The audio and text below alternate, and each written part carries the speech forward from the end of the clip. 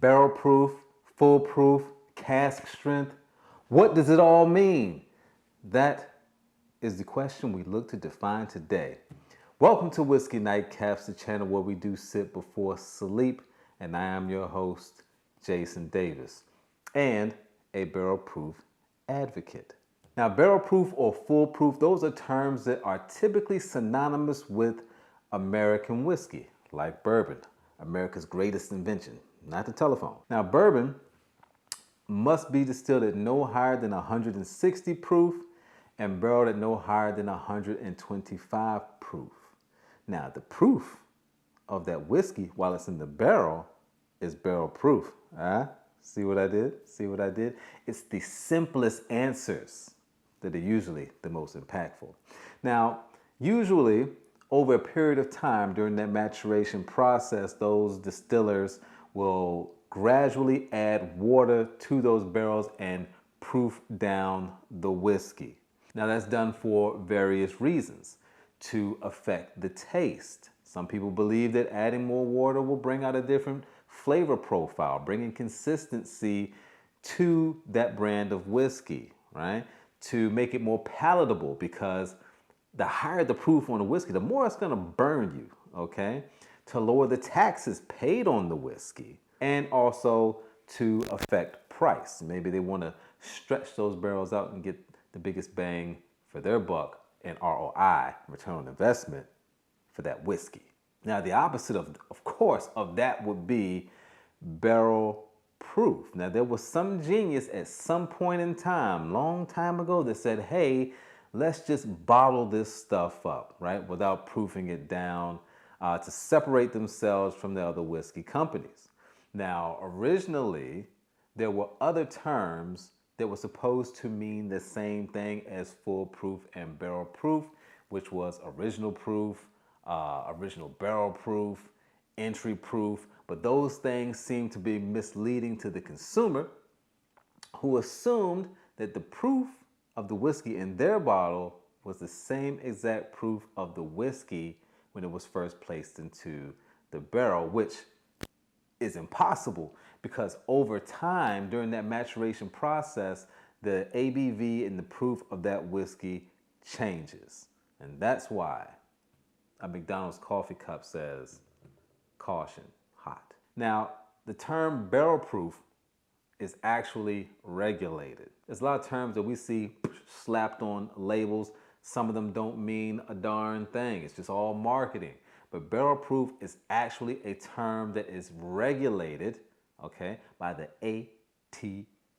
In 1979, the ATF said that, hey, if you want to call your whiskey barrel proof, then that means the proof of the whiskey in that bottle can be no more than 1% less than the proof of the whiskey when it was dumped from the barrel. Now, cask strength is a term that is associated mostly with Scotch, but there are exceptions to every rule, okay? There's a bottle of Maker's Mark that is cask strength. I believe I reviewed that whiskey, if I'm not mistaken. We'll put it here if I did. Now, Scotch is distilled at 190 proof, barreled at 63.5%, or if it's grain, 68, which is 136 proof, which is a little bit higher than bourbon.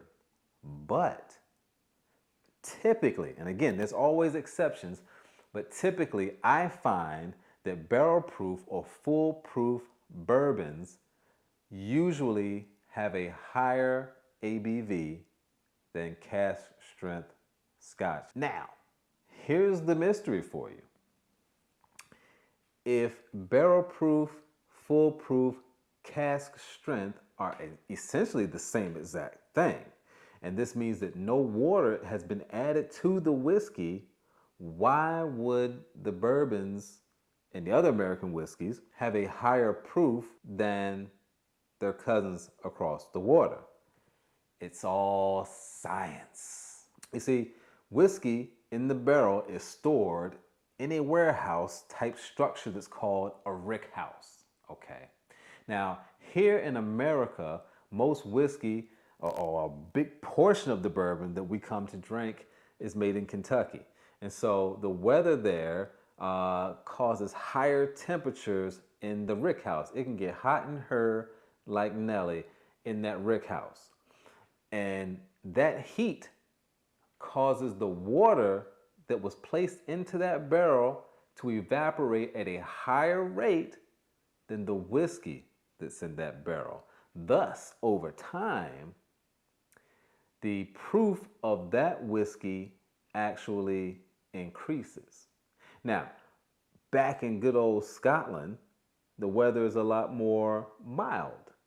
And so in their rick houses, the whiskey actually evaporates at a higher rate than the water, thus decreasing the proof over time. Now, barrel proof, cask strength, full proof, they're going to cost you a little bit more. They're going to cost you a pretty penny, right? And it makes sense. The proof of the whiskey is higher than normal, so you should pay more for it. And you have the opportunity to proof that whiskey down yourself to your liking and thus stretch that bottle out over time. Now, is barrel proof, full proof, cask strength whiskey better than your average typical whiskey? On paper, everyone would say yes, right? This whiskey has been untouched relatively, and the proof is higher, thus more flavorful. I want you to think about anything that you drink, anything you consume, coffee, tea, Kool-Aid. If you added more water to those things, the taste of it is not as good. It decreases, right? Or the likability of it decreases.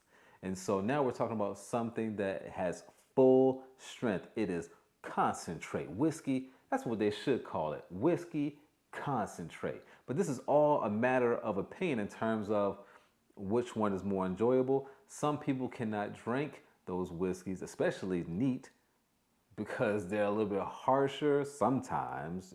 They're hotter for sure, right? And it's harder for people to take those down. Now I have a couple of my own friends right here, okay, as examples. This is Elijah Craig Barrel Proof, and this sucker is 130.6% ABV.